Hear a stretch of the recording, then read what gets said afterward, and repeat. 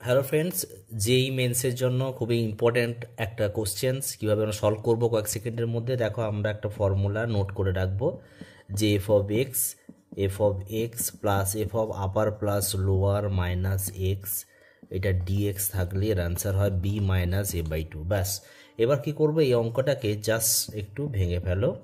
1/1 plus এটাকে লিখতে পারি sine cube x by cos cube x, তাই তো?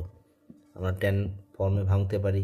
0π/2, এটা দেখো জাস্ট এলসিএম করছি, কস কিউব, এটা হয়ে যাচ্ছে কস কিউব এক্স, আর এটা হয়ে যাচ্ছে সাইন কিউব এক্স ডিএক্স। ব্যাস, এবার দেখো এইটাকে আমরা ধরে নিচ্ছি F x, that is F x.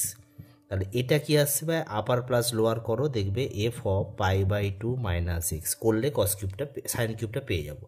তার মানে এই অ্যান্সার এটা আপার মাইনাস লোয়ার বাই 2 π/4 হবে এর ফাইনাল অ্যান্সার।